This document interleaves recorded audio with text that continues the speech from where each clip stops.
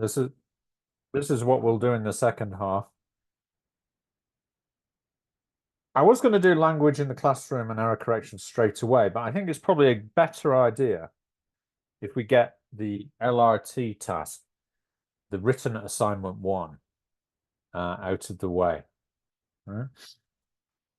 Now, LRT stands for language related task, right? And the purpose of this task is to develop your abilities as teachers to analyze language.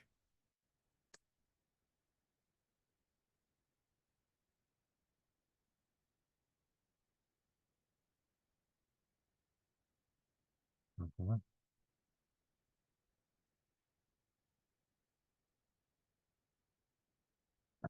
And it's going to make you analyze language from the perspective of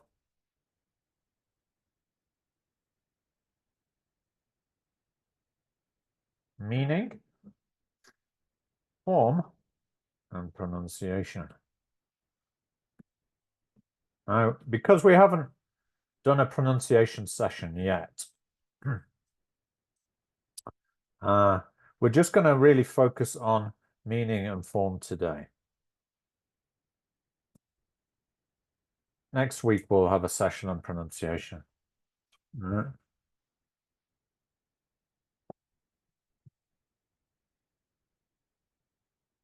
So I think what we'll do now is read through the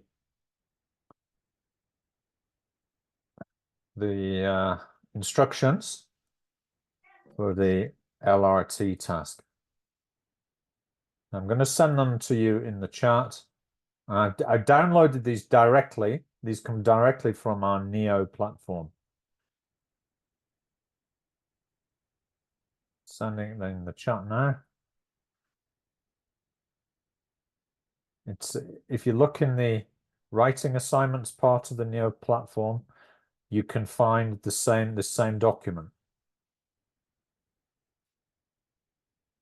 Here's what it looks like. Okay, so it's writing assignments. Oops.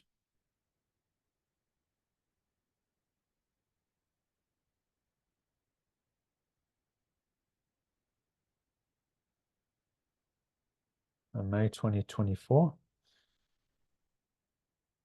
This is the first thing you see. You click on writing assignments, you go to the first one, language related task. Okay, you click on this here where it says WA1 LRT, and you get, it downloads it to your computer. Clicking on here, and you get the document.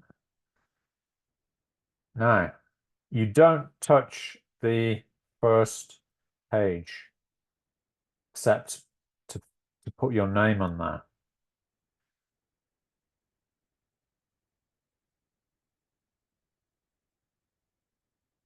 Because that's for the tutor to mark your assignment. So you can put your name on the top here. Just a signature that you type your name, that it's your own work, and the date you submit it. Okay. Could one of you kindly read aloud the instructions? Jamie, could you go first? Yes, of course. Where it says writing assignment. Writing assignment, written assignment 1, yes. Language related task.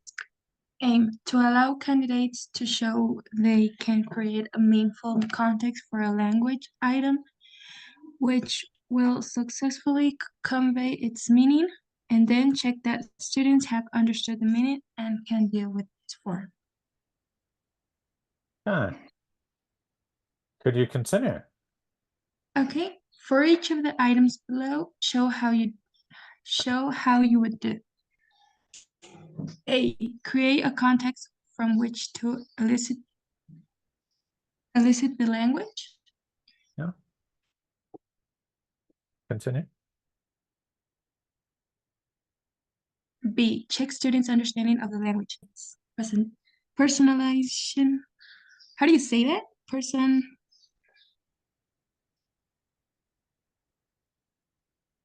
Personalize. Okay. Personalization. I think my Ah, internet, I don't know if I'm getting like froze uh-huh. because it says the connection is unstable. Okay. Mm, Maybe someone else could continue for Jamie.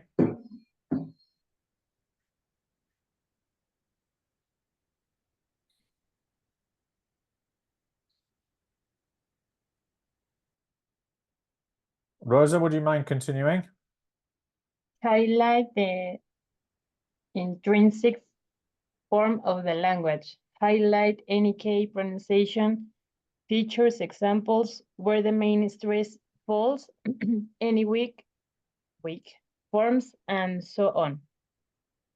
See example for manage to. Okay, so we've got an example. You're going to analyze 7 like sentences. Okay. So they are, she needn't have got up so early. Okay, so that's from an intermediate level, like B1, if you want to say that, on the Common European Framework. I didn't mean to break it. It's like A1. You should have fed the cat. You could have fed the cat. That's intermediate B1. It suits you or it fits you. That's elementary A1. I wish I'd gone to the party. B1. Mind if I close? Do you mind if I close the window? So that's late intermediate or B2. I told her off. B2. Check versus control. That's B1. Okay, so let's read the sample answer. Here's an example given for managed to. I managed to get home before 7 o'clock. Rebecca, could you read the context for us, please? For managed to. Yes. Context established via pictures, mine, that I had to be home by 7 o'clock for a dinner party, but had problems getting home. Left work late, terrible traffic, roadworks, had to take the detour, and got home 2 minutes before 7. Ah. Yeah, so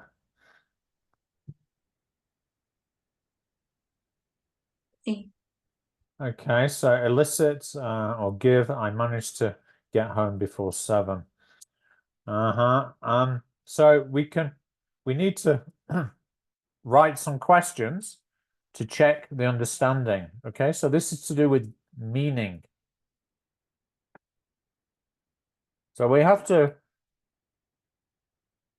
work on the 3 areas: meaning, form, and pronunciation. So this is meaning. Did I get home before 7? The answer, and give the answers. Yes. Was it easy or difficult for me? And the answer would be difficult, right? So that's the basic meaning of management. I managed to here in this context. It's about achieving something that was difficult. And we need to break down the form. I managed to get home before 7 o'clock. So you've got the subject and the verb managed and the infinitive with to, and that's the form. Okay? So we need to do this process for all 7. All right. We need to work on the meaning and the form. Now,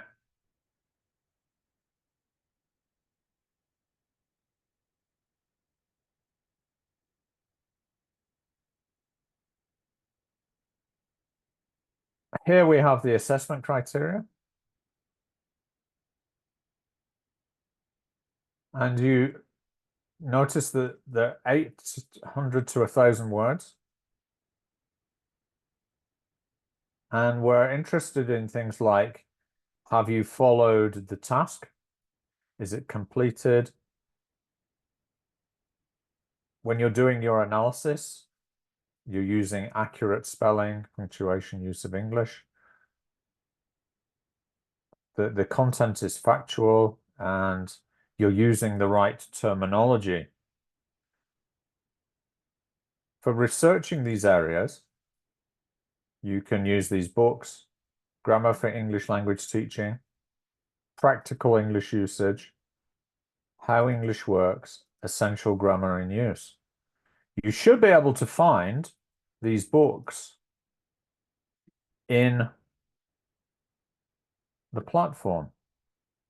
So let's take a look, see if we can find them. They should be in the resources area.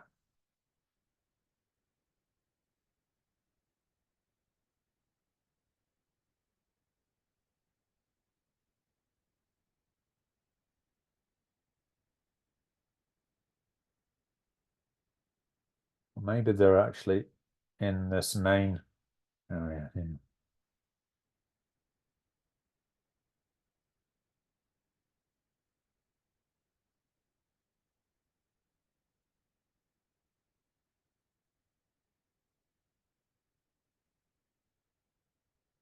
Maybe they're in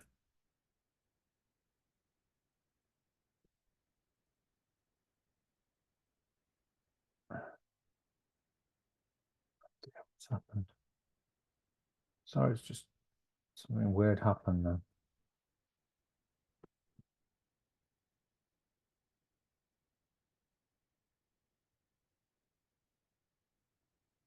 Looks like it's crashed. Let me get it open again.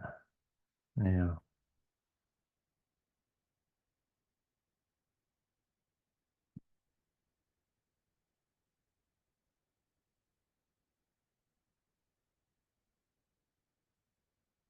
Well, if you go to the e-library section, you should be able to find those books.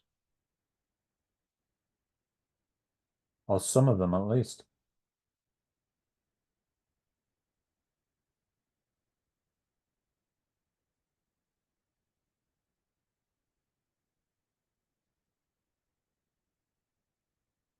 So I look inside grammar and language resources. Now you've got some of these books that will help you to analyze.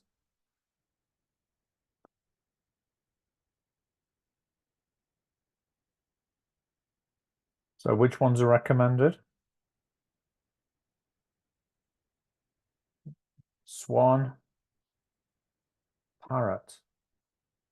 You can see there that there's Martin Parrot's Analyze, no. Grammar for English Language Teachers. So that's the Parrot book. Download that or copy it to your Dropbox. So you've got a PDF version.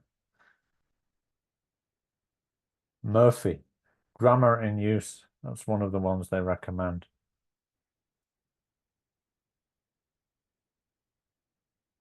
Swan, Practical English Usage.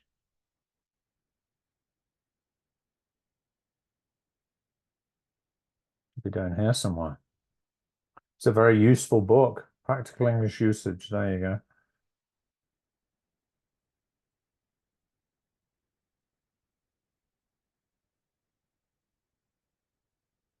Okay.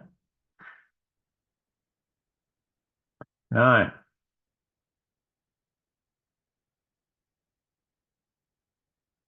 when do you have to submit this assignment? Well, you've got plenty of time. It's the good thing. We look at our timetable.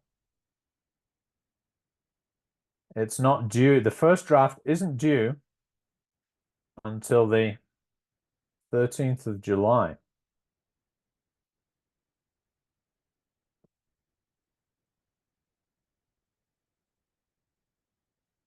But that's just the primer borrador. Okay, so you're going to have a second chance to submit it.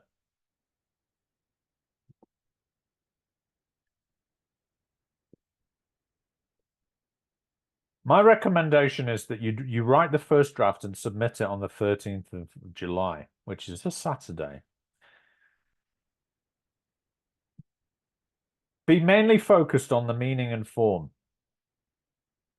Don't worry if you can try to do the pronunciation, right? But you may feel that you don't know enough about pronunciation yet to do that. So the first draft, just focus on analyzing the meaning and form. Get that right. Okay. On the 13th, you'll get feedback, and then you can submit it again. And but you need to have it finished completely by July the 27th, right? With the pronunciation parts in it. Does that make sense?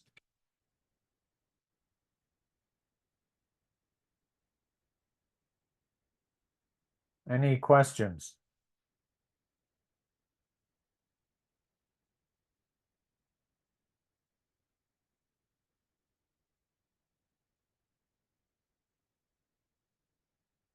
Rosa, you look like you got a question, but you're on mute.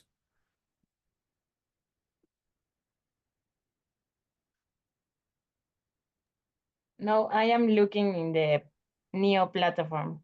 Uh-huh.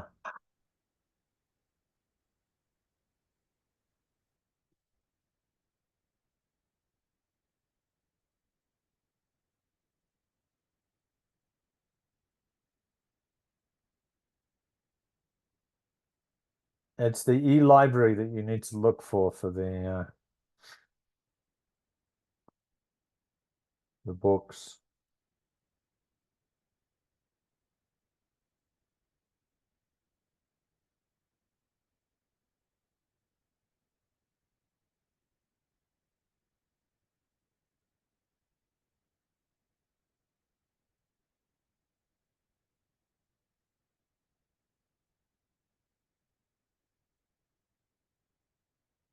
Can you find the e-library?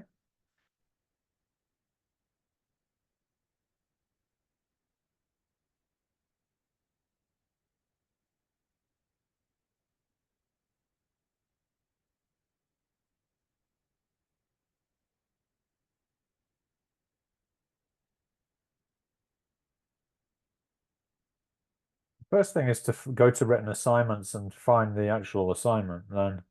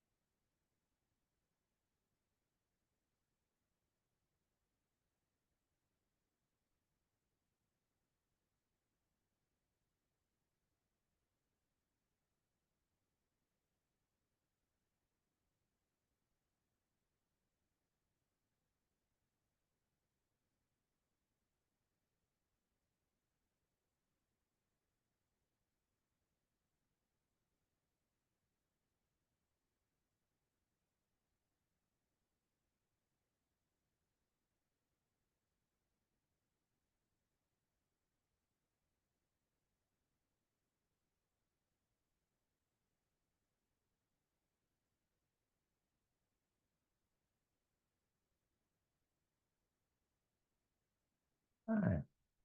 Any questions before we move on to the next part of today's session?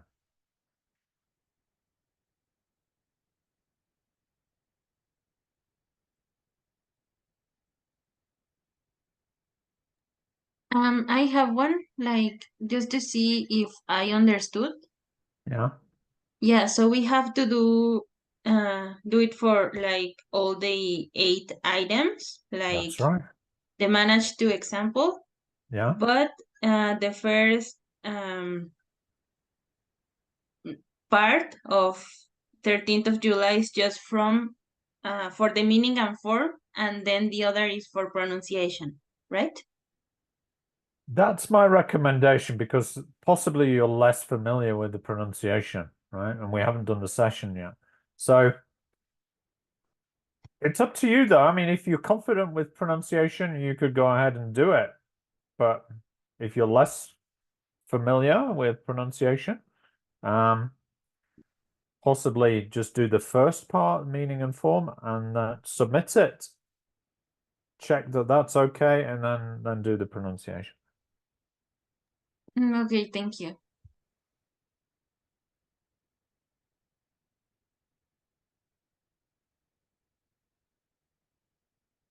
Okay, any further questions? But don't worry, you'll get feedback in any case to make sure you get through it.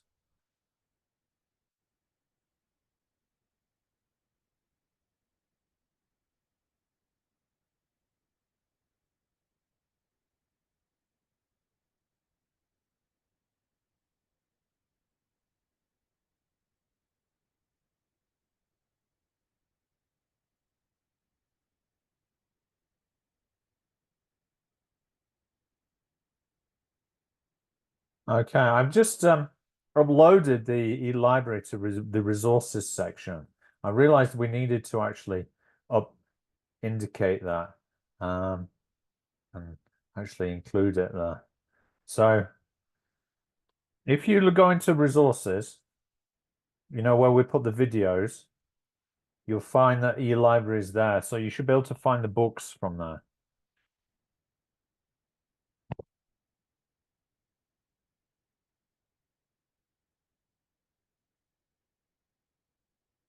Make sense?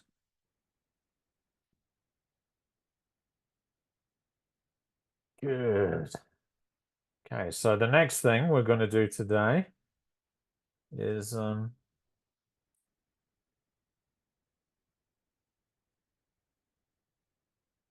teach a language.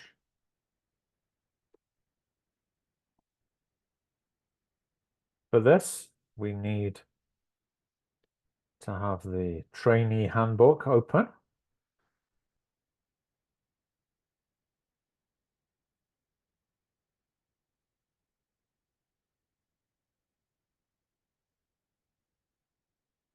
And it's unit 10. So it's directly following the listening section.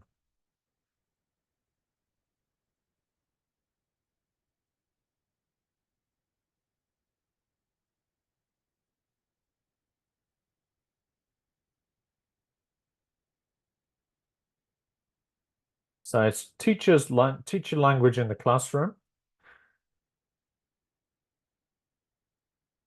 It's an important part of module 1.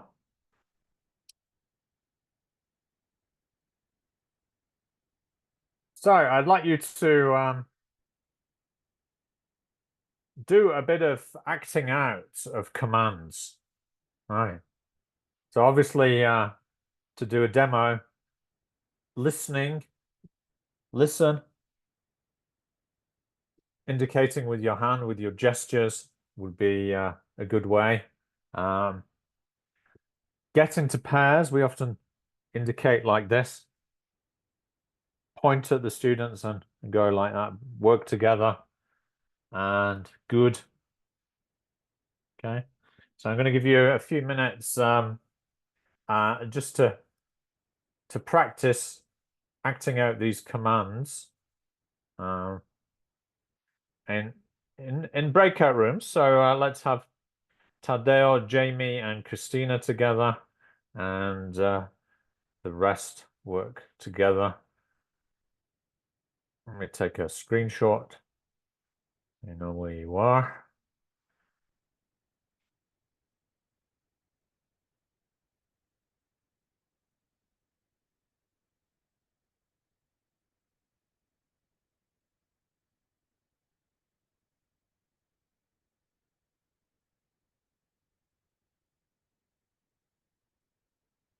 Just a few minutes to practice doing those commands.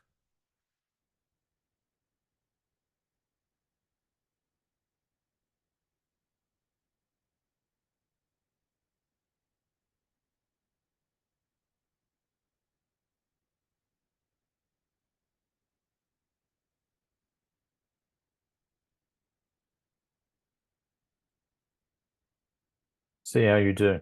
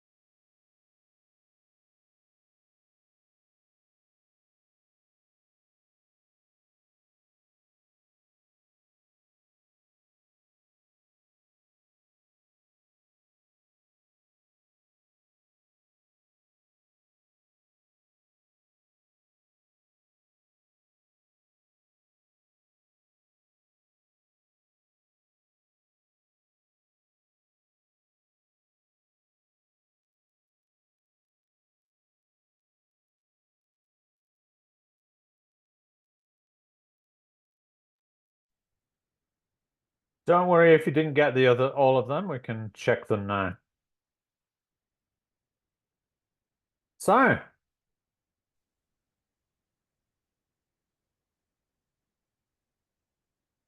Christina, Jamie, and Jan and Tadeo, could you indicate what you had for listen, get into pairs, good, repeating chorus, stop, not quite right, right, interesting idea, and repeat individually.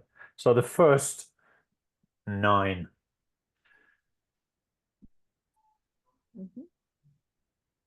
So listen. For listen, we act like this. Yeah. Listen, or pointing our ears. Yeah. For getting to pairs, as you said, touching with two hands, with the two hands, two fingers. Sorry, my dog is. Repeating chorus could be repeat like this. Stop doing with the hand this gesture. Right, raising my right hand, maybe. Yeah. Okay. Interesting idea would be doing like this with the thumb. What's the next one? Well, good, not quite right, and repeat individually. Repeat individually could be like doing this. Open your books. Maybe is the next one? Open your books. No, I just the first 9. Not quite right. You could go like that. Yeah. Okay.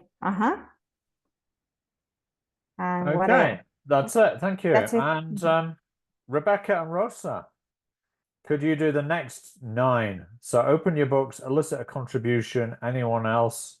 Pay attention in groups of 4. Use your pencil.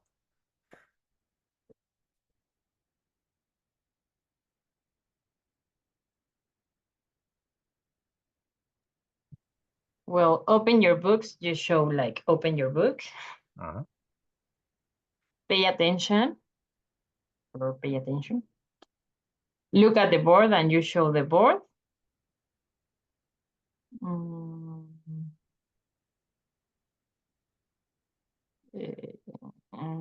In groups of 4. Match the picture. Match the picture to the words. Often maybe indicating in the course book. Yes, you need to match.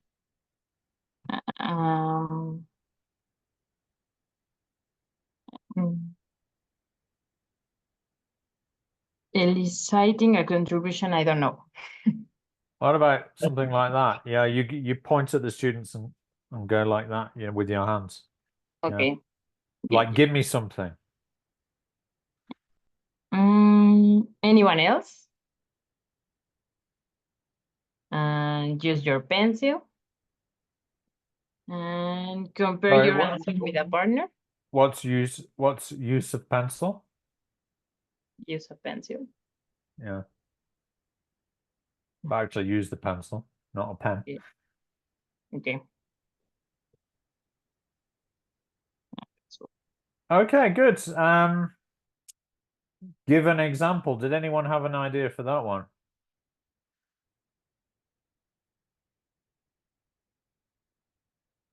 I'm not sure about that one. Probably, yeah, like that, Rosa. Use your dictionary.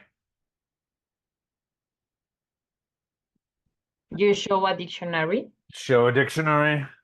And you say yes. What about where's the stress?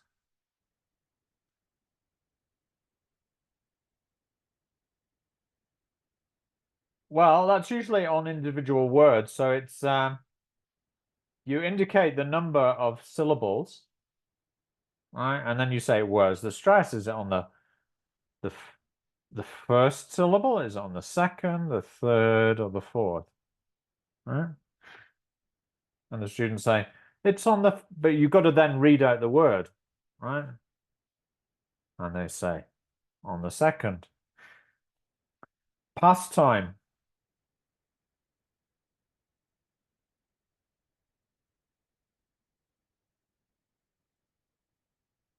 Thumb moving backwards. Present time. Future time. Yeah. All right. We can do this together. What should you avoid when using body language and gestures? Let's discuss that answer together.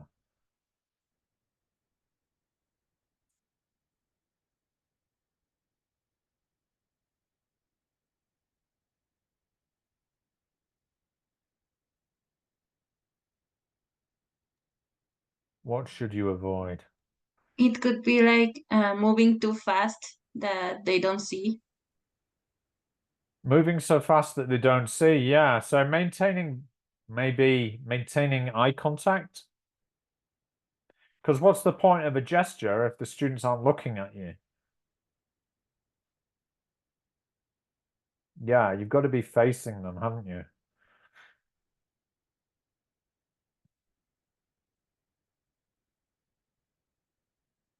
Okay, that's one thing.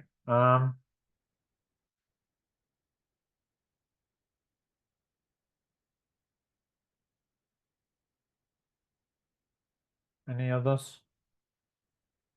Before I show you some suggestions. Maybe also using gestures that are not that common for everyone. Yeah. Like we all know the thank you gesture in Mexico, but is it universal? In some countries it might be considered rude. So yeah, you have to be culturally sensitive, don't you?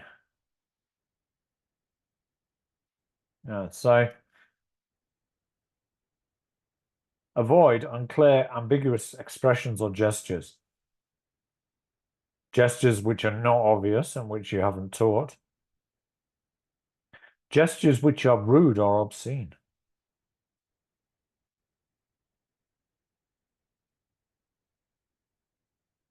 Such as pointing. Some cultures, they don't like to point you to point with the finger like that. Holding up the index and small finger of the same hand, for example. Irritating habits such as grinning or blinking too much. And repeating the same word or expression. Okay, all right. So on. But in general, gestures and facial expressions are an integral part of any communication where people listen and speak to each other. They help us get across what we want to say.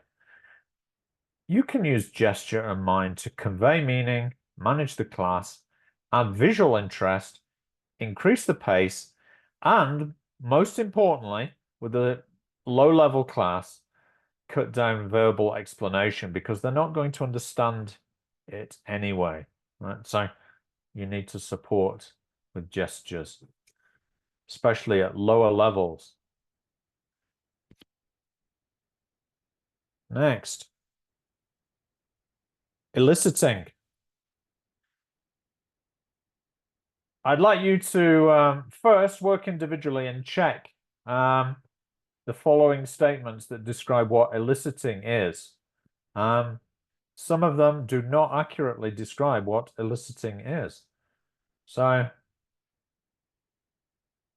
I think, or maybe all of them do. I'm not sure. You're going to have to check yourself. All right. So this is page 53 of Unit 10 of your handout, handbook.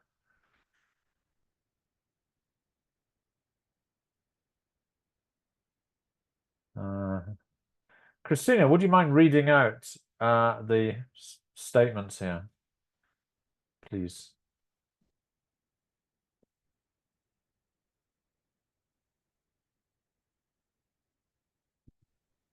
Okay, thank you.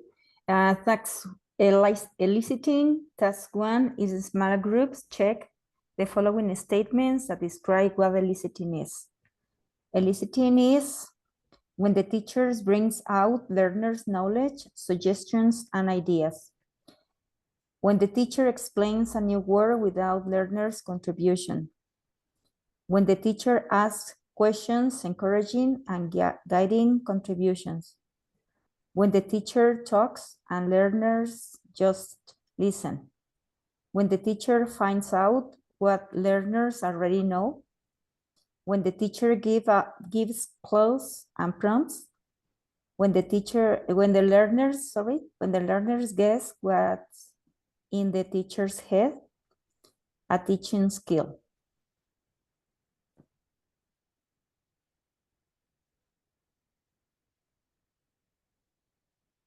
And I have to choose the one that I think eliciting is. Well, there could be more than one. Okay. I think that eliciting is when the teacher asks questions, encouraging and guiding contributions. Mm-hmm.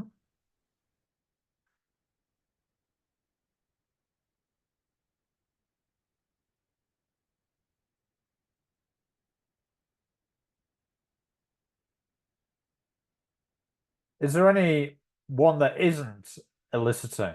The one there that doesn't look like eliciting to you?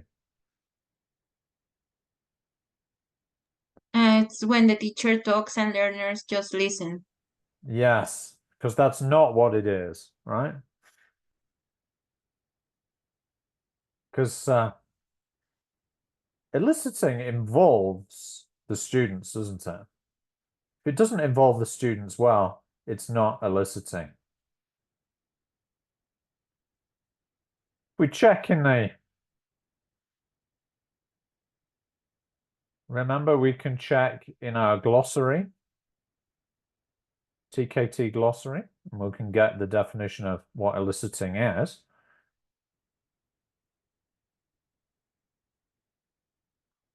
And the great thing about TKT is that we've always got a definition to fall back on. Okay? So if we look at the definition of it, elicit, it's a verb, but here's the noun form, elicitation. It's a teaching technique. When a teacher thinks that some learners know a piece of language or other information, he or she asks targeted questions or gives clues to get or prompt them to give the target language or information, rather than simply providing it to the class, his or her himself. For example, the teacher is teaching words for different vegetables. He or she shows learners a picture of a carrot and says, "What's this?" The teacher does this because he or she thinks some of the learners might be able to say, "It's a carrot." So that's eliciting. So going back to our list,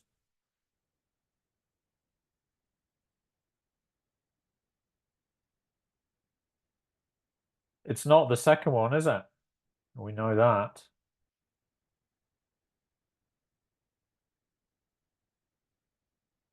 Can't be that one.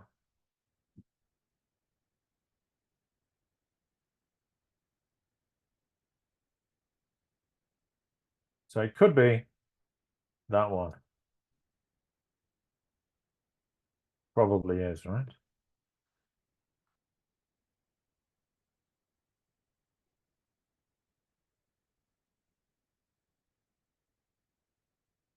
You agree number 3?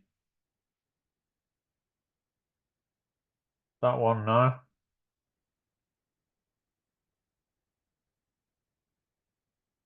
When the teacher finds out what learners already know, do you think that's eliciting?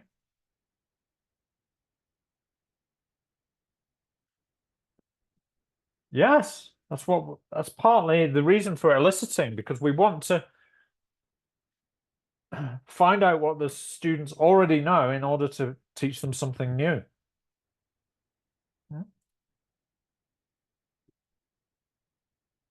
Or sometimes they partly know it and we want to develop it further. How about this? Number 6, when the teacher gives clues and prompts. Yes or no? Yeah. When the learner guesses what's in the teacher's head. Doesn't sound like a good idea, does it? Guessing what is in the teacher's head. Probably not. Probably not that one. Maybe that's what bad eliciting is.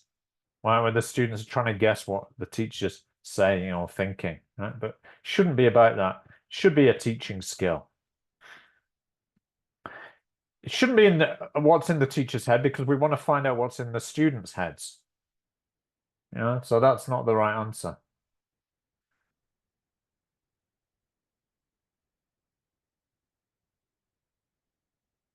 Okay, this is quite a good activity. Pick one of these topics and elicit as much as you can from your peers. What you'll be doing next holidays, your favorite dish, and a description of your favorite actor or actress.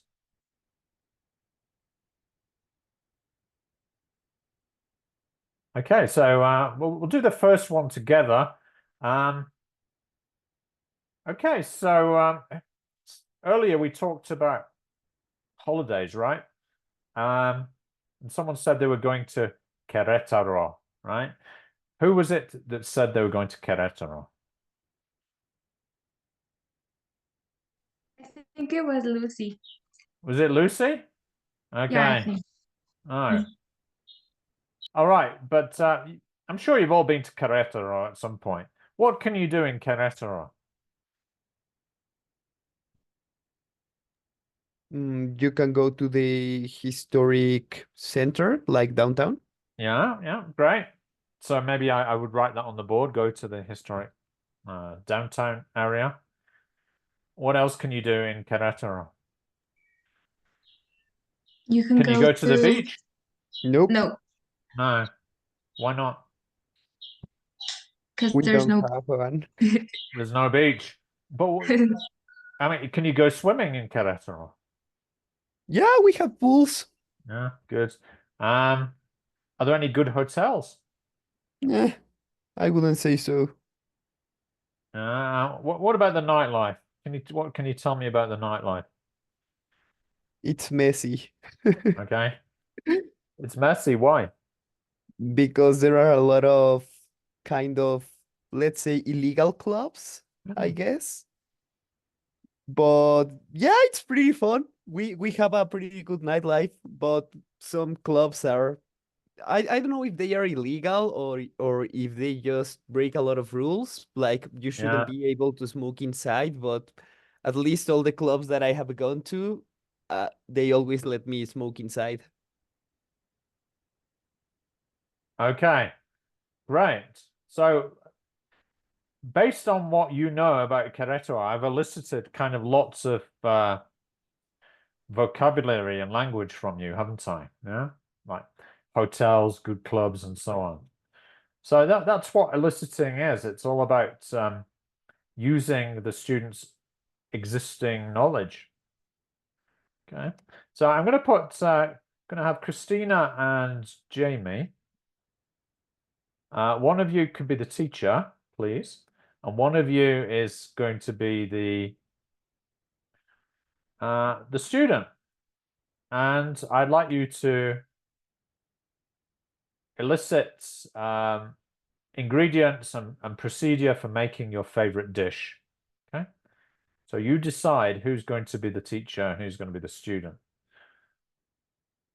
Rosa and Tad, Yes. I'd like you to do the second one, which is a description of your favorite actress. Talk about the physical features and and personality. All right. So one of you is the teacher and the other is the student. Okay, so you're going to need to start with questions like, okay, who's your favorite actress? Why? Okay, give you a few minutes to practice that.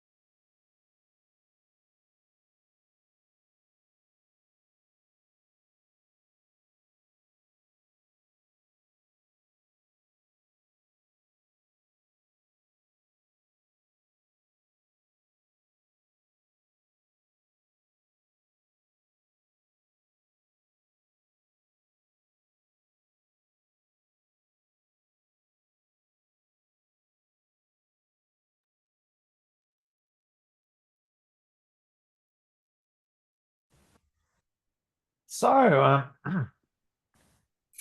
that was probably a bit unrealistic because it doesn't really represent the sort of students you would have to deal with. And it's actually quite a difficult skill, eliciting, because it needs practice and experience. It's not going to be time wasting and embarrassing. But the most important qualities you need are the ability to really listen to learners. Because if you're not listening, and then it soon breaks down.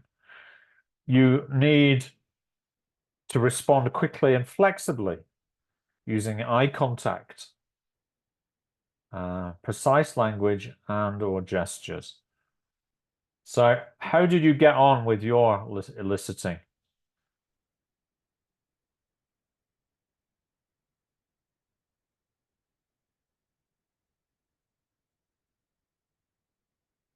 Did you notice any difficulties with it?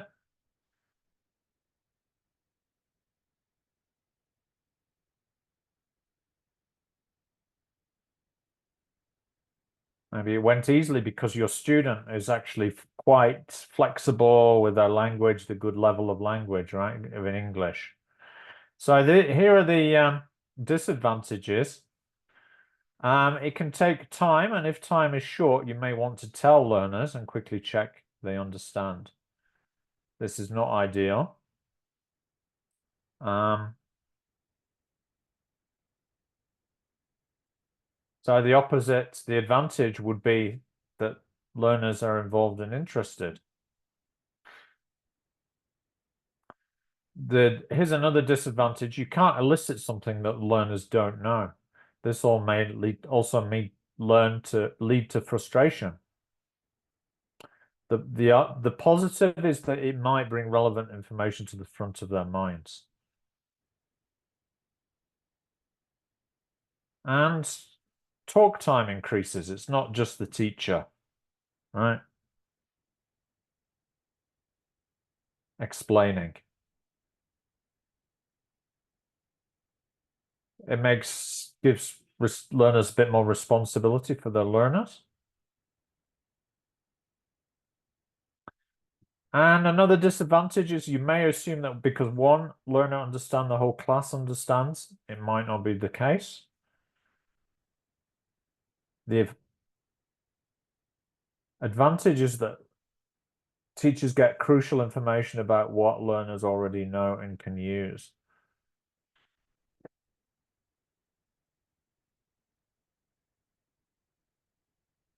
Okay, on that.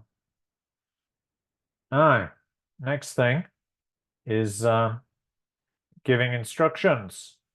How do you feel about giving instructions? Do you find them difficult?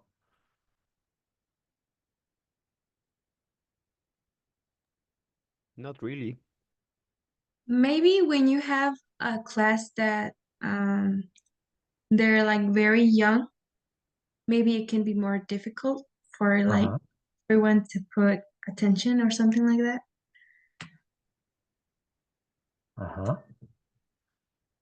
So I think in that case, it could be kind of difficult. All right. I'm going to give you some statements. They're on in the handbook, but I'm going to put them into the chat now because we're going to go into breakout rooms again. Here you go.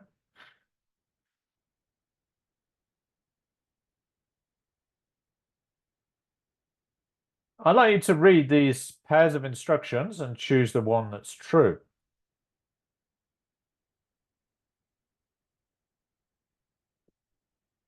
Okay. So I'm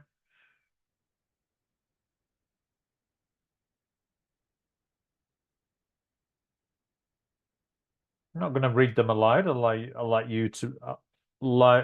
let you read them together in the breakout rooms. So with your existing partner, give you about 7 minutes. So, but this is page 54, task 1. What about the first one? You should use polite language, otherwise learners will get offended, or you should use simple language so the instructions are clear. Which do you think is the best? Simple language. Yeah. Okay, so put you in the breaks.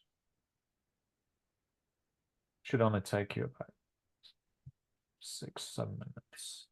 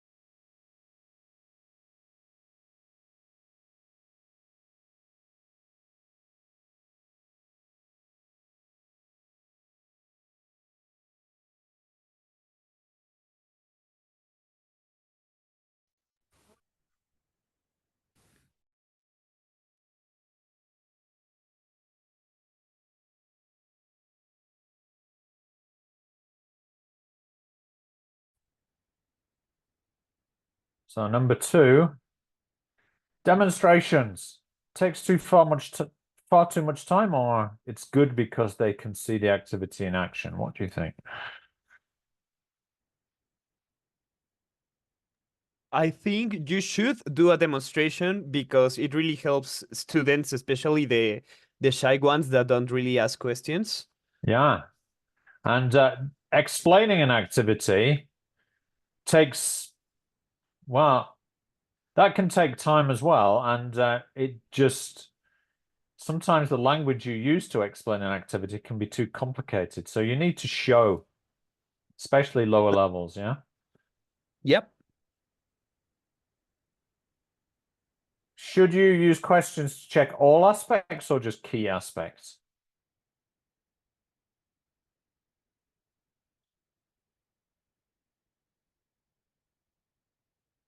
I think just the key aspects. Yeah, just the difficult aspects of the task. Otherwise, it can get condescending and complicated and boring if you're asking questions about every aspect of the activity.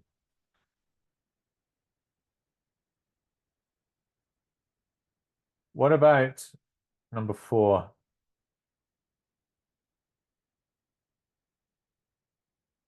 Give the worksheets first and then give the instructions? Or hold up the worksheet when giving instructions so that the learners look at you?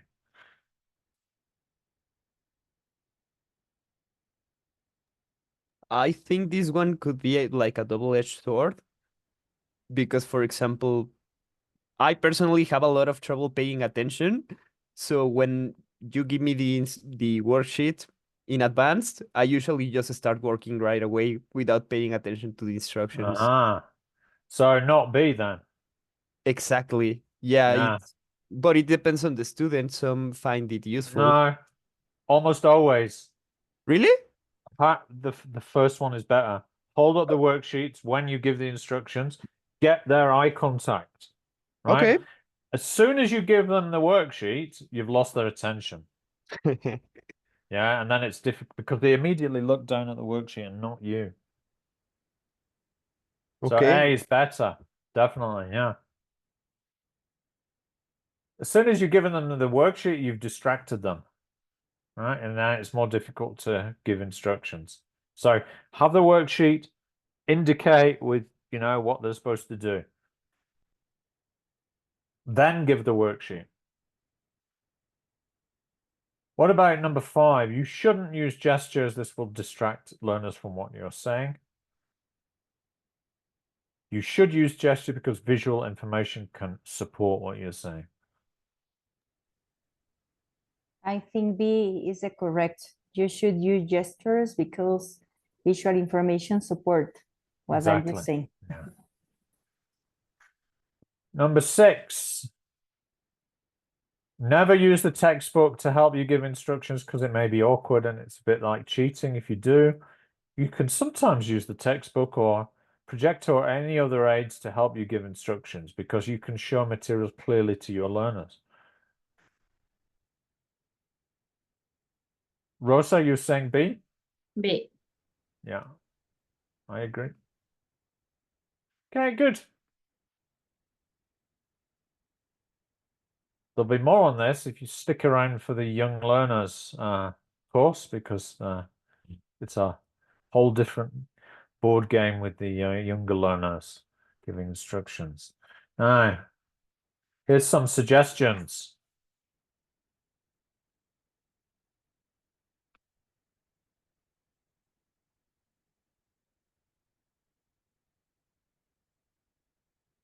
First, attract the learner's attention. Make sure everyone is listening and watching. Don't give any handouts which may distract learners' attention. Use simple language and short expressions. Be consistent. Use the same set of words for the same instruction. Use visual or written clues. Support instructions with visual clues wherever possible. This works online as well if you're teaching online. Yeah. If you've got a task you want them to complete, make sure you're screen sharing, like I'm doing now. Demonstrate, give an example. Break the instructions down. If the activity requires a series of steps, each requiring instructions, give simple instructions in segments, right? Little short instructions, and then check understanding as you go along. Don't give long instructions. Target your instructions if you have divided the class in groups, and they will receive different sets of instructions. Check instructions. You don't need to check all but key aspects. This time, elicit the aspects you want to check or ask a learner to repeat them to the class.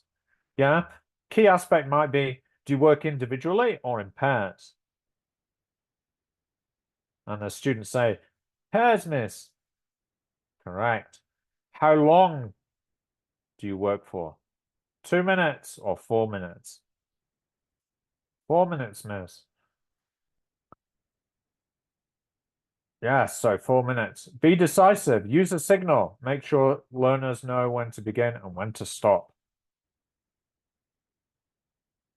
Okay, so here are some roll cards and answer the following tasks. So on our worksheet,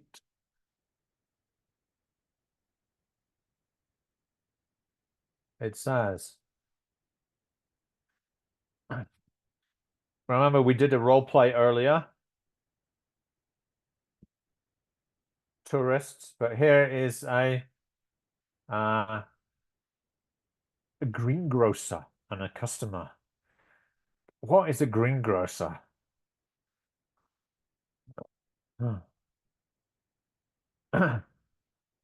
Maybe it's more of a British thing, so don't worry if you don't know what a greengrocer is. It's like it's a bit like a mom and pop store where they sell vegetables, right? Like the corner shop where they sell fruit and vegetables, but nothing else, right? Just fruit and vegetables. So there are not many shops like this anymore. It's kind of old-fashioned. Right? So I'd like you to look at these role play cards. P is like pence, right? It's centavos. And it's British pounds again. They love British pounds, don't they, in these materials? And grapes, you know all these names of fruits, grapefruits. What's the name of grapefruit in Spanish?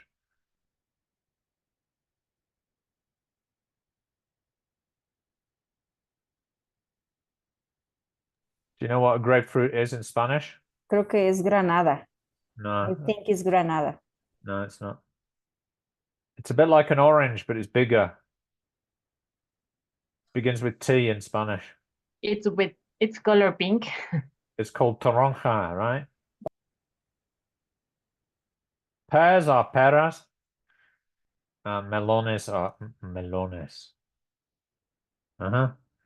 Grapes. What are grapes? Can't hear you. Use your Uvas. microphone. Uvas, yes. Okay. All right. So student A wants these things. Is the greengrocer the person who's in charge of the store? You have no grapes. You have no small change. Right. So you can't give change. It's like being in Mexico. No tengo cambio, señora. Right. And the customer has a £10 note. You don't want to spend more than £4, okay? So that's the situation. And read the following transcription of a teacher setting the activity for an elementary class. Okay. In small groups, well, there's only 3 of us, so it has to be just the 3 of us. Discuss how effective the instructions are. Okay. Rosa, could you kindly read these instructions out loud in voz alta, as if you were the teacher?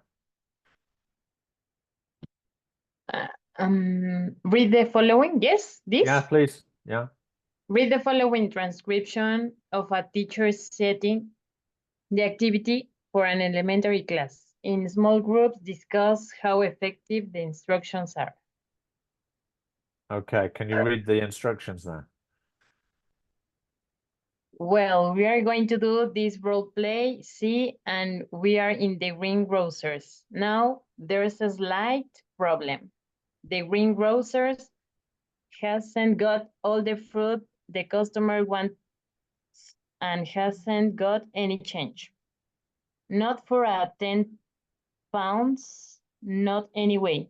Now the customers got a 10 pounds note, but doesn't want to spend more than 4 pounds.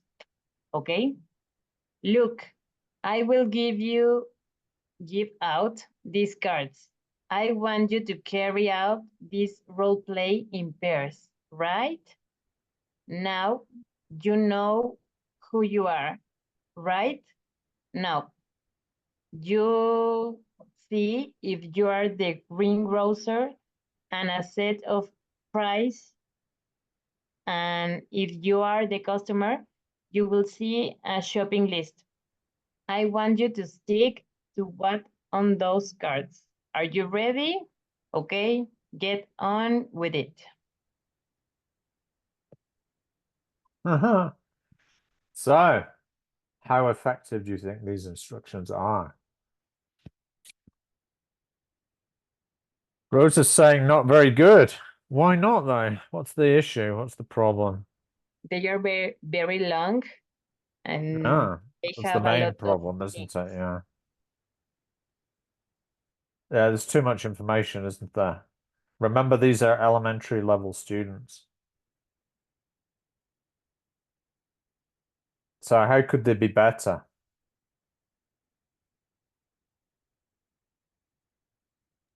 You only say that they are going to play a role play, and one could be the greengrocers and the other the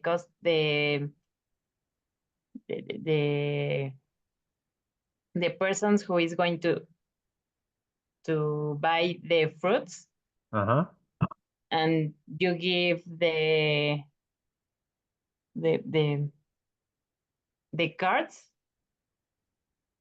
and you only show that maybe you can make the first like an example.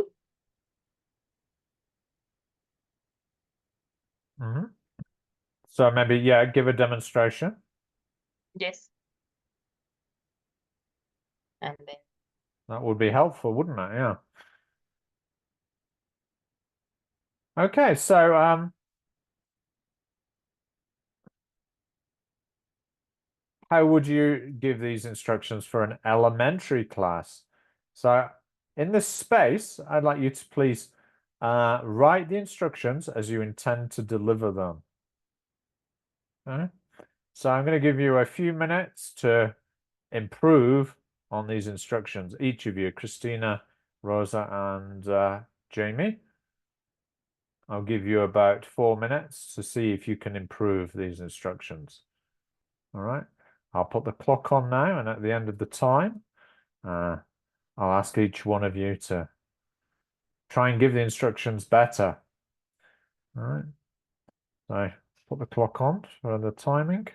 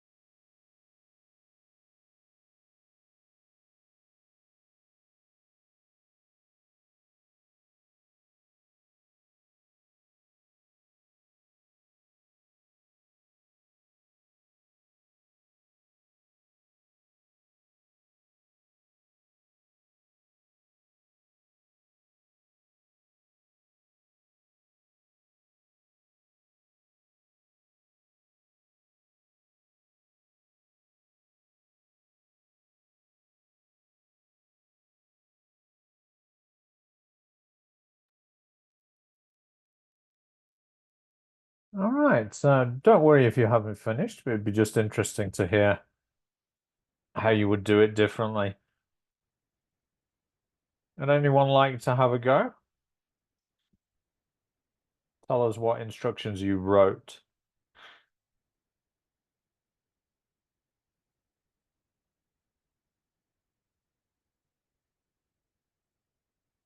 Rosa, would you like to go first? Okay. We are going to do this role play in pairs. One student could be the greengrocer and the other the customer. Good. Uh, Yeah, that's where you stop there, yeah? And I explain customer if they don't know who is customer. And I say Yeah. the person who wants to buy the fruits and vegetables. Yeah, would it be a Now, good idea to explain what a greengrocer is? the person that is in the store and they sold the fruits and the vegetables. And now I'm going to give you 2 cards. One, it could be the greengrocer and the other the customer. Now you need to turn around and you look which role did you have. And then you need to play I don't have all the instructions. Would it be a good idea to split the students into groups? So all student A, okay, sit together. All student B, sit together. Yeah, then you give them, all the student A's, you give them the greengrocer card, right? You get them to read their cards. And maybe think about the language they're going to use. So you have no grapes. So, sorry, I don't have any grapes. I have no small change. Sorry, I don't have any small change. And likewise, all the students, student Bs, they read and check they know how to say oranges, pounds, and so on. Decide what they want to ask for something else. So give them some preparation. So after they've read the cards, what do they do?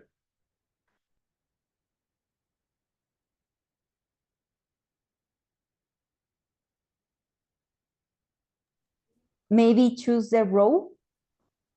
Well, no, they've already chosen the role because you've said you're student A, you're student B.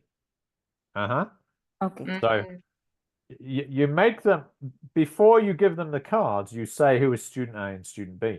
Then they read the cards in their groups for student A and student B. Then you get them from, okay, one student from the greengrocers is going to work with the customer. Okay, so that's when you get them to work together. Does that make sense? Yes. You've got to split it up into segments, okay? And when you're using role plays, they need some preparation time to read the cards, but they shouldn't be reading what student B. Student A shouldn't read what student B is reading. Yeah, so you need to keep them separate until you decide, okay, now work together. You're the greengrocer, you are the customer. So that's an important part of planning. When you're writing your lesson plan, you need to think about the different stages. All right. That makes sense?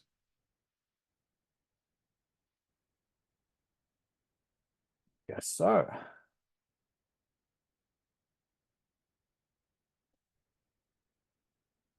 Okay, but well done, Rosa. I think you did a good job there. Thank you for being the guinea pig.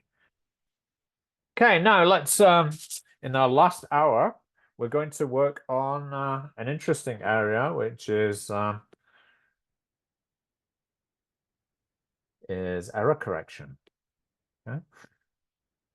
So I'm going to share with you another handout into the chat.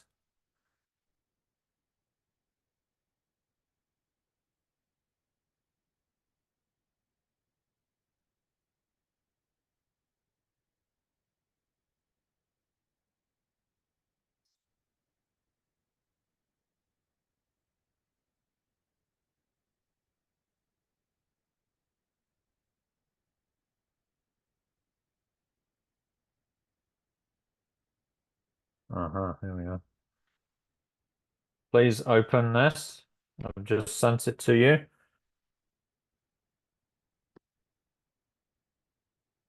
It looks like this.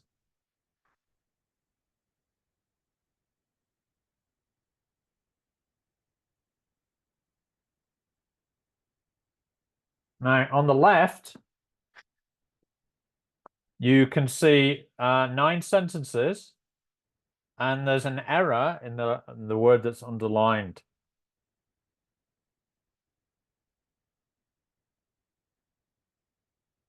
Okay, and so I'd like you to correct the error in the underlined word. That's the first thing.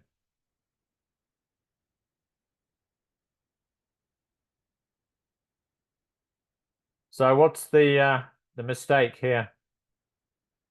My father's always make me study hard. You only have one father, I think. It's like Yeah, my so father what should it be?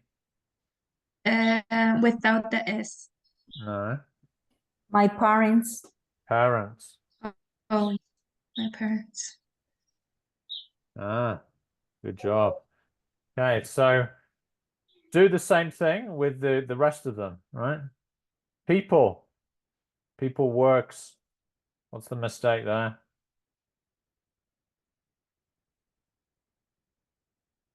One person, two people.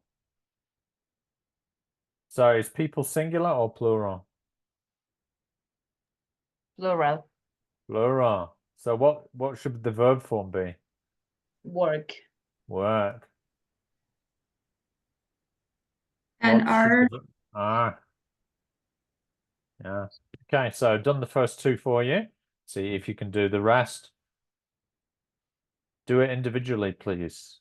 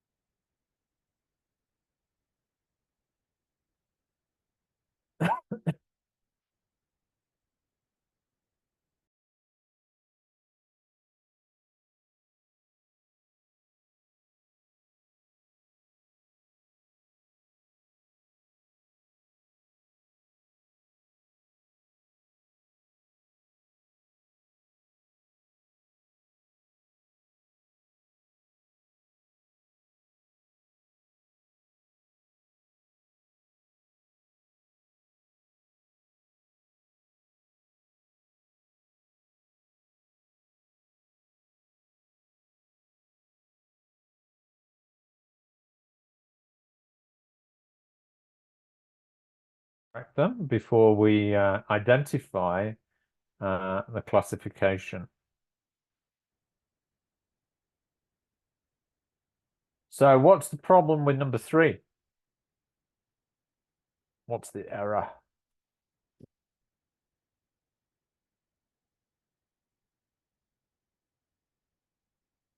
It's a tricky one, this one, to explain. I'm not surprised if you have difficulty with this one. Because it looks, grammatically, it looks correct, doesn't it? You've got the imperative, bring me, that's correct. Grammatically, it's fine.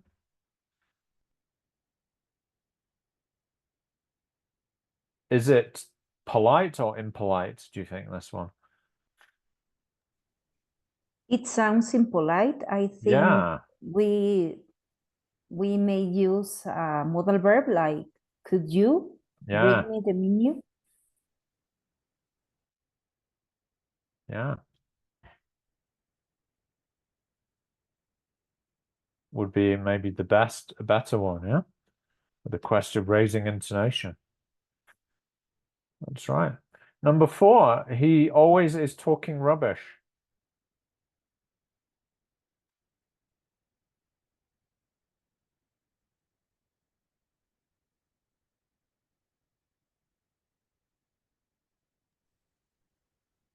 Here you, I yeah. think that always is not very useful. It's okay in the sentence, but is it in the right place before or after the verb? After the verb, he is Yes. always. He's always talking rubbish. There's a grammatical reason for that.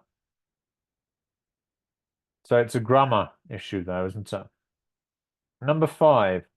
Shall we go to a cafe and take something?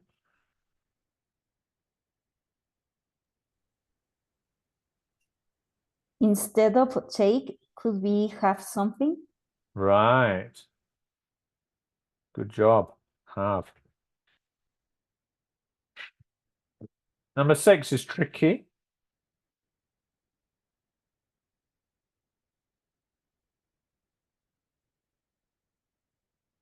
You're probably not going to get it, so I'm going to give you the answer.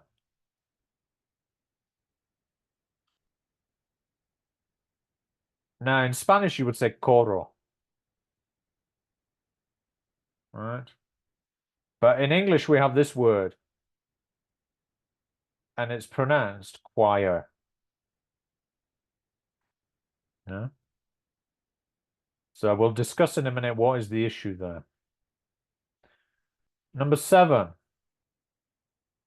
Did you hear that they have widened the road? Did you hear that they have widened the road? What should it be?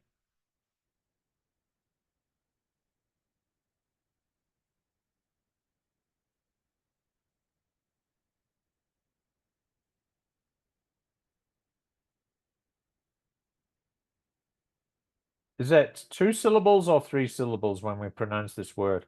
Widened.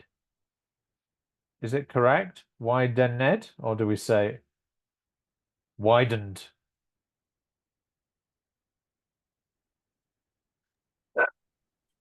That's the question. Is widen, only widen. Yeah, so it's 2 syllables, not 3 syllables, right? But some people in some languages would also automatically say widened, but it's widened. Number 8, this sofa is very comfortable. Does that sound right? What should it be? Where does the stress go in this word? Is on the first syllable, the second syllable, or the third syllable?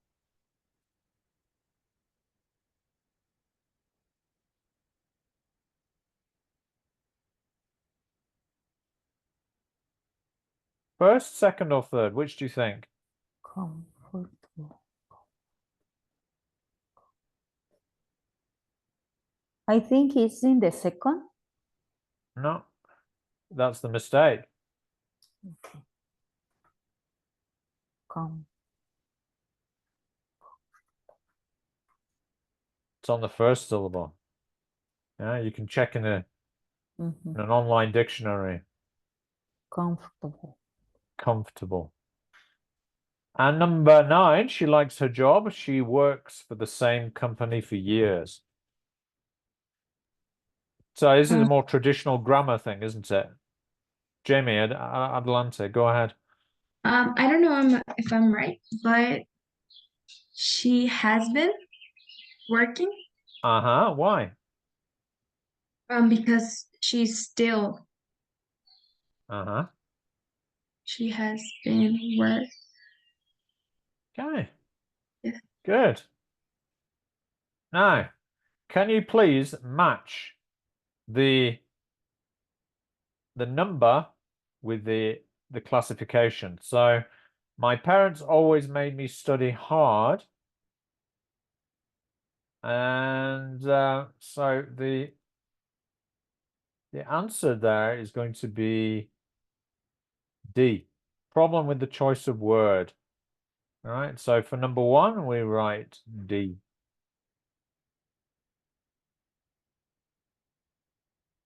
So instead of fathers, we put parents. Yeah.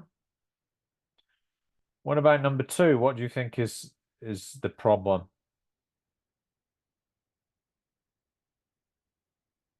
Write the answer in the chat if you think you know.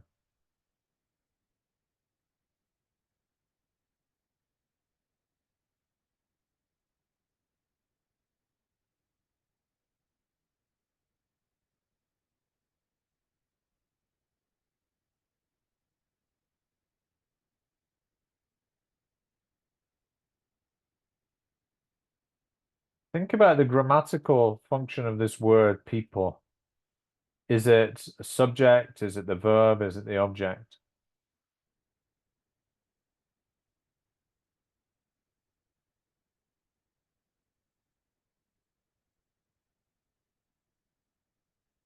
Work is the verb, right? So there's something that doesn't match.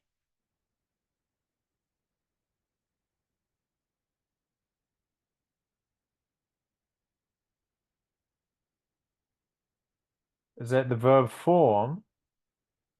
Not exactly. It's actually this one, problem with the subject agreement, right? Because the subject is people.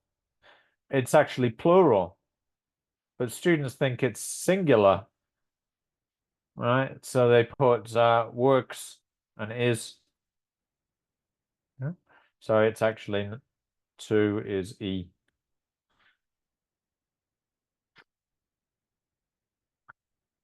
Number 3.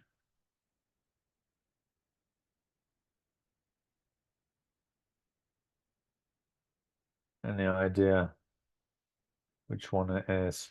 Look on this in the second column. Which do you think is it? Word stress? Is it register? Is it problem with sound and spelling correspondence?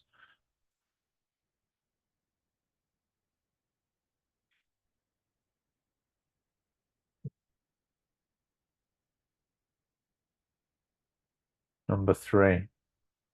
Any ideas? Just take a guess.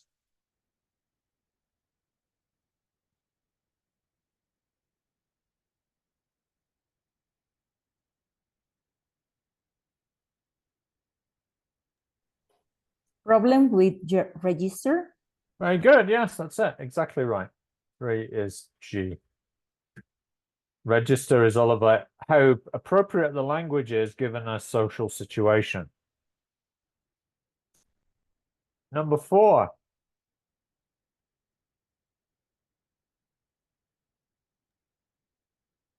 Problem with word order. Excellent.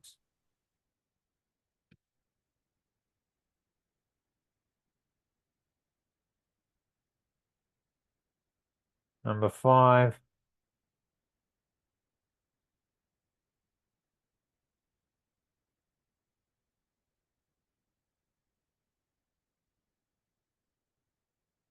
This is how, like, verbs and nouns combine together, or nouns and nouns combine together. The collocations. It's collocation, yeah.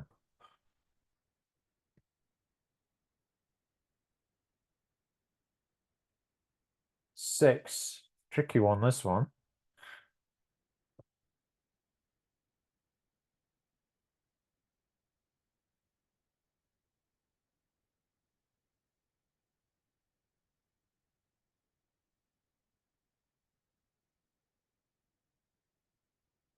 This is the spelling and the pronunciation is very different. We don't say chower or choir. It's choir. Like a q sound, choir. So it's I, isn't it? Problem with the sound and spelling correspondence. This is a common problem for Spanish speakers learning English, right? Because there's more irregularities, I think, in English regarding spelling and pronunciation. Number 7.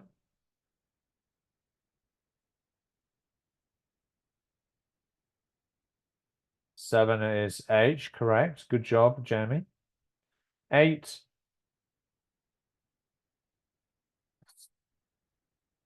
Got to be word stress, isn't it? F. Stress on the word. We don't know where to put the stress. And not likes a job.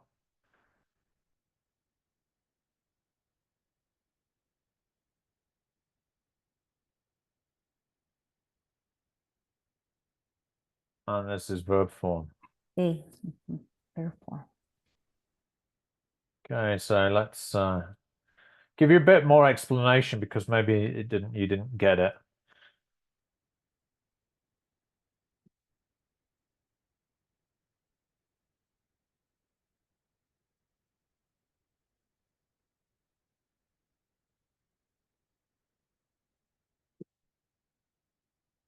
So, parents, it's a false friend. So in some languages, the word for father and parent are the same as in Spanish. Mis padres, right?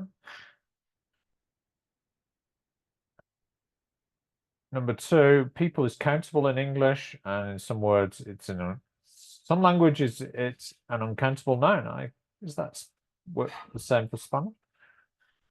But I think it's probably because people is like the irregular plural of person. Persons does exist, but in English, we tend to use it in more formal situations, like in the law, right? In everyday English, we use people as the plural of person. So register is number 3. It's an appropriate language for the situation.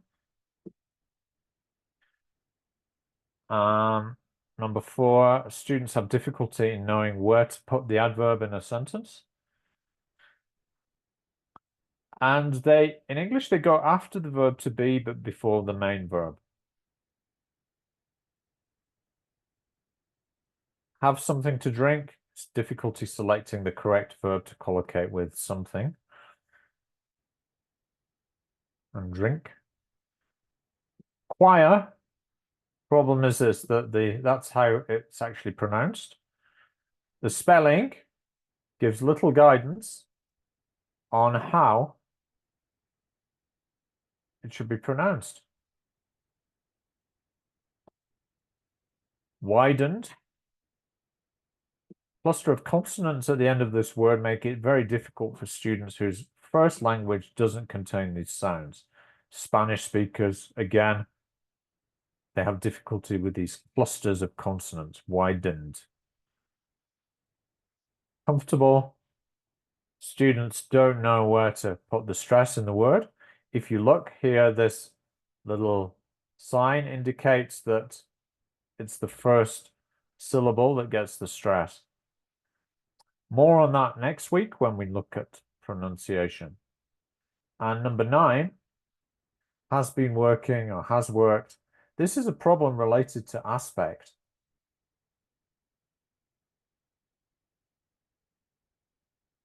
the present perfect continuous is the most natural choice because from the speaker's perspective, it emphasizes the activity's duration. Yeah. Has worked is also grammatically possible. It's just this emphasizes that it's been going on for a long time. Does that make sense?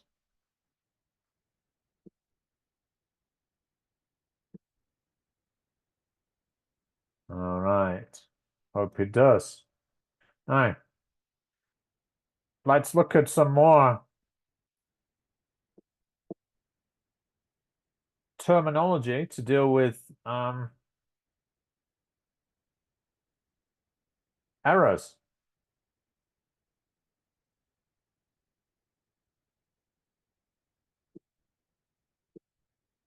So there's a question here.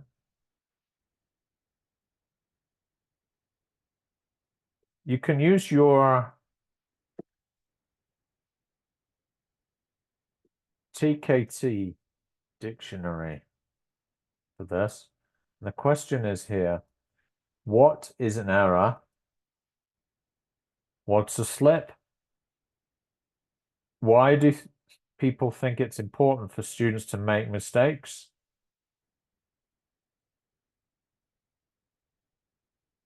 What can teachers learn from students' mistakes? And what is the teacher's role in relation to students' mistakes?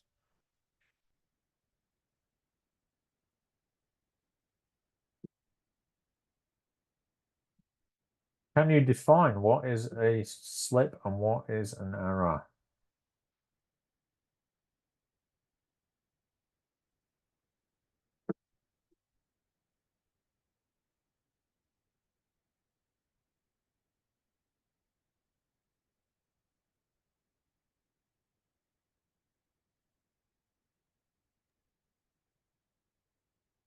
You can look in the glossary, the definition. Christina, can you find us the definition of an error?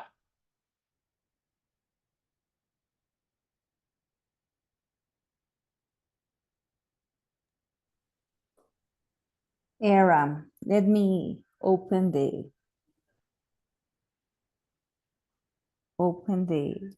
dictionary, the glossary. Error. Okay, in my words, error is a mistake. Something that I wrote wrong, I said wrong. Okay. Okay, but what's the TKT definition of an error? Okay. Found it. It's a mistake that a learner makes when trying to say or write something above their level of language or language processing. Okay, so it's usually when it's above their level, right? So the contrast then is with a slip.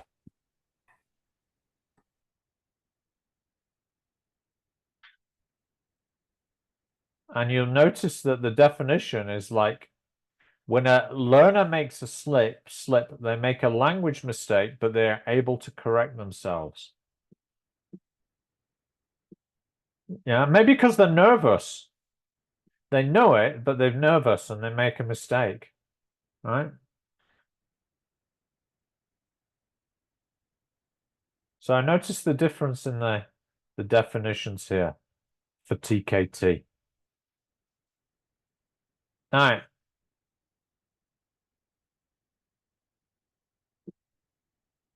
So with an error, do they know it already?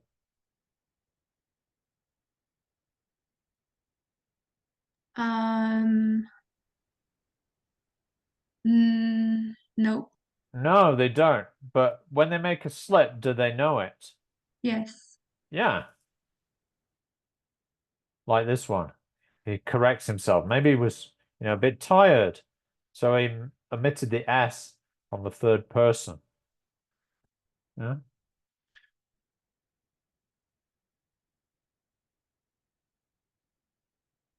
And now you've got developmental error and fossilized errors. And there's the explanation of what they are. Okay, so that's the difference between an error and a slip.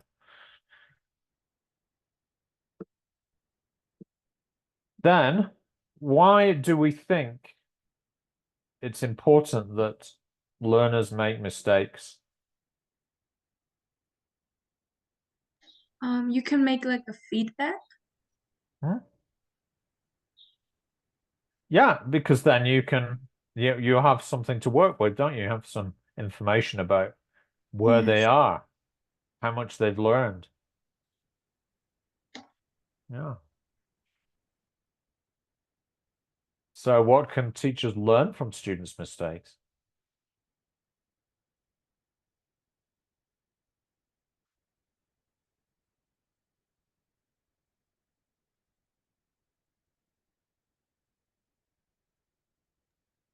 Maybe you didn't teach correct the topic, and Yeah. you learn that they have a mistake because you don't teach. Excellent. Yeah, that's an important thing. Yeah.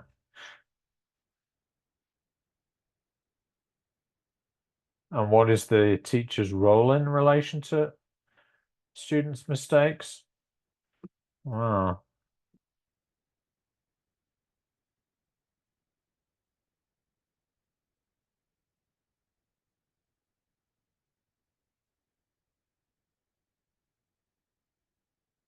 Difficult to answer that one.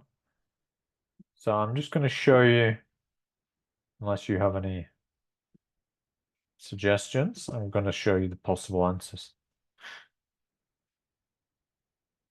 Okay, so an error.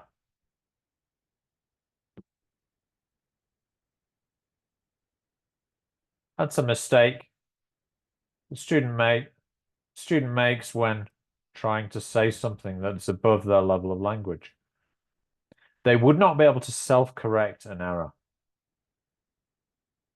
A slip. That's a mistake that student makes that they're able to correct themselves, suggesting that they know it really. And mistakes are considered important. Oops. Because they're an important and necessary part of language learning. Students need to experiment with language to work out how language works. Teachers can learn what students know, what they need to be taught, and they can find out what aspects of language they have processed. This enables teachers to adapt the teaching program. What's the teacher's role? It is to decide if, when, and how to correct. Sometimes it may not be appropriate. Can you think why it may not be appropriate to immediately correct a learner's mistake?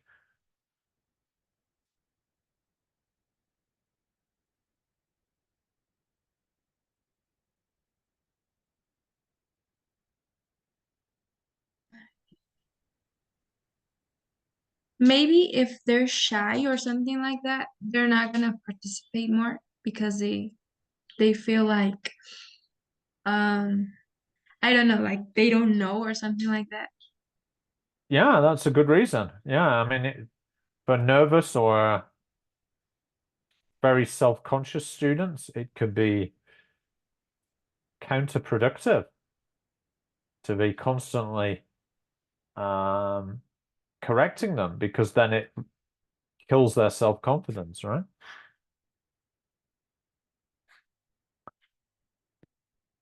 Also, maybe it's just not the objective of the activity that you're doing. It could be that you want to develop their speaking fluency, right? So it's better not to interrupt the students while they're talking, because, well, you're trying to allow them to speak fluently.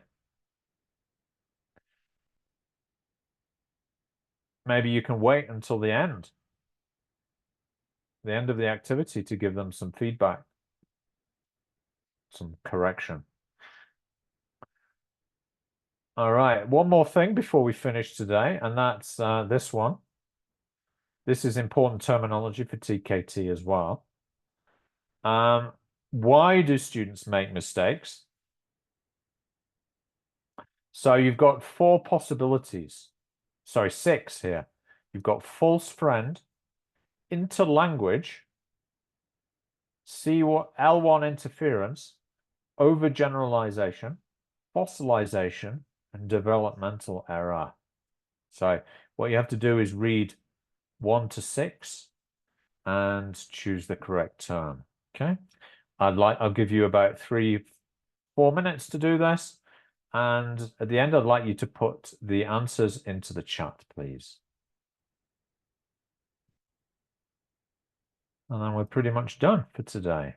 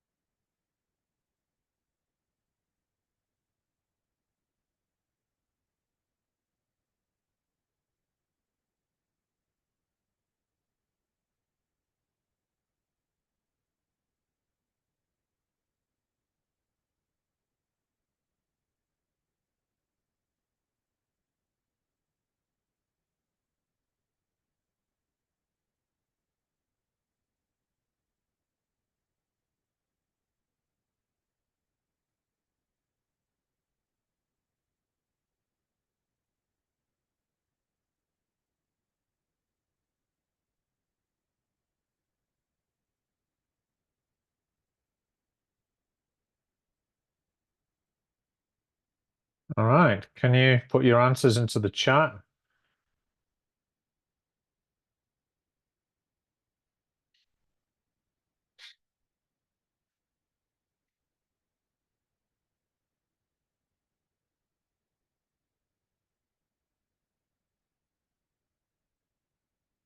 So, what do you think number one is? Is it L1 interference or fossilization?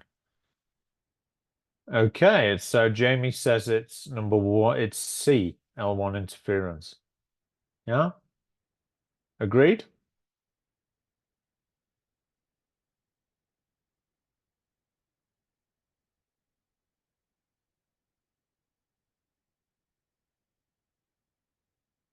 Can you think of a common example of that in Spanish?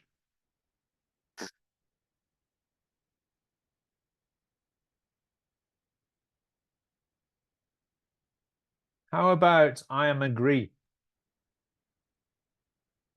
How many times have you heard your students saying that I am agree? Right?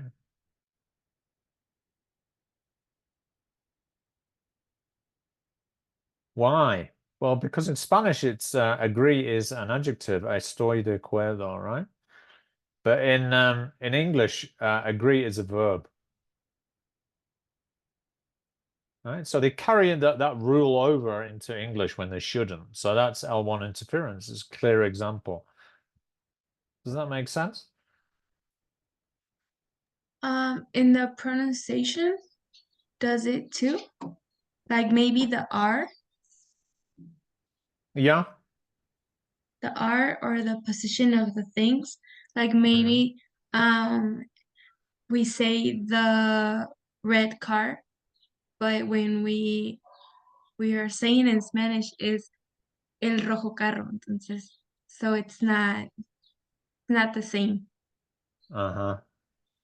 Well, I Yeah, had that. but in general, yes, the R is stronger in Spanish. Yeah. Yeah.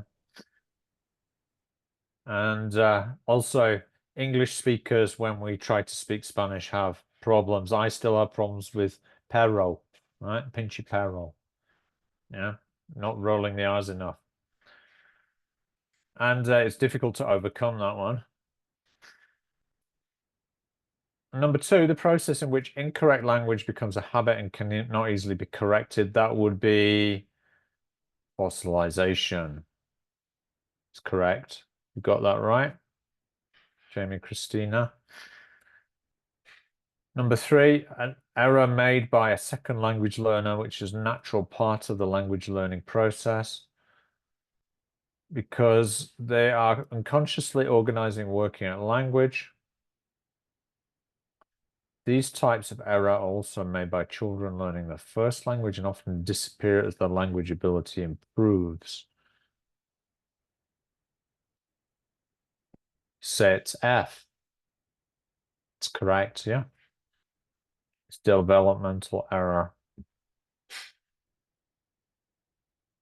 Number four, when student uses a grammatical rule they've learned but uses it in situations where it's not needed or appropriate, would be generalization. Overgeneralization, yeah.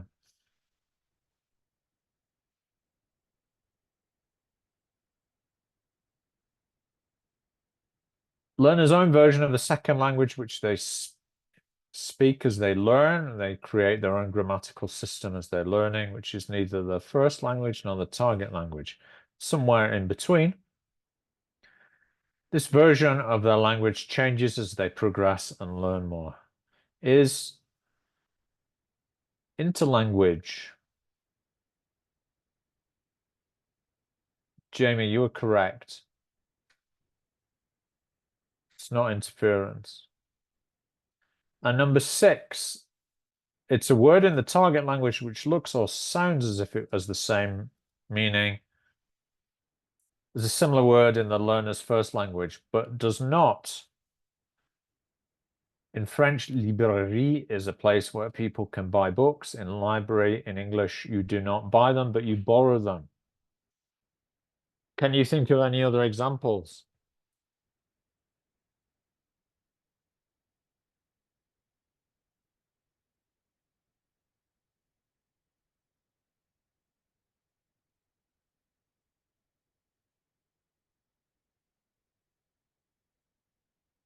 I can think of one noun that's often I hear as a mistake, career.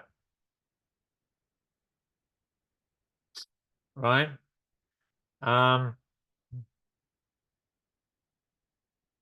People often say, estoy estudiando una carrera universitaria en contabilidad, right?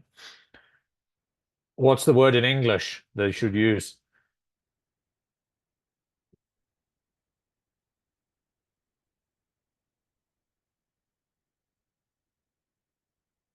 Carrera, in that sense, is degree, right? I'm studying a degree in accountancy.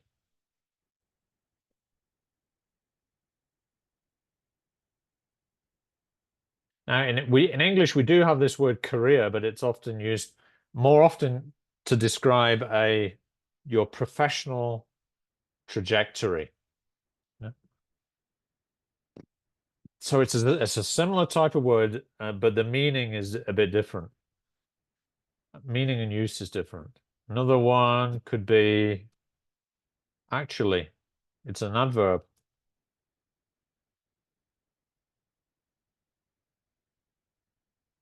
Actualmente, what does that mean in Spanish?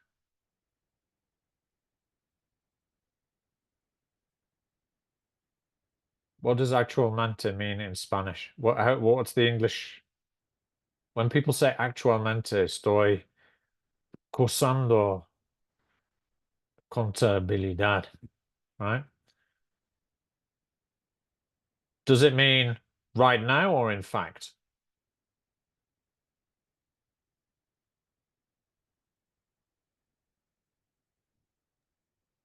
In fact, No. People in Spanish, they often use it to mean currently, right? Actualmente estoy cursando, tomando un curso. What they mean there is currently, at the moment, right? Whereas actually in English means in fact or in reality. So here's an example. I thought you were a lawyer. Actually, I'm an accountant. Yeah? So we use it there to correct this mistake. In fact, I'm an accountant. It doesn't mean currently. It doesn't mean at the moment. See the difference? But that is what we call false friends. Yeah, because you think they're the same. You think they mean the same, but they don't. People often make those mistakes. I think with that, we can finish. Any questions or doubts?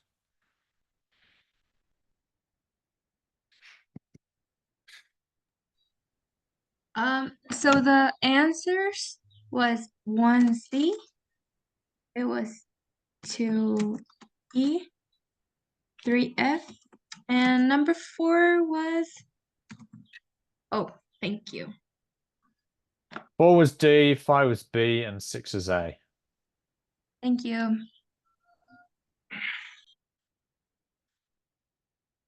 Okay, so there's a final part of the handout, but you can it's just reflection. It's not important, really important for TKT. The important thing is the terminology. Okay, so I think with that we can finish. Thank you very much for your patience. See you next week. thank you. I have a Yes. question. Sorry. Uh-huh. In which part of the Neo platform, we can upload the file. For the WA1, the first assignment, Yes. you've got to go to write written assignments and you upload it in the same place you download it. Okay. It may be that it's not open for you to actually upload it yet, okay? But you can certainly download it and start working on it, yeah? Okay. Yes. Thank you. Okay, Thank you, teacher. goodbye. Goodbye. See you next week. Thank you.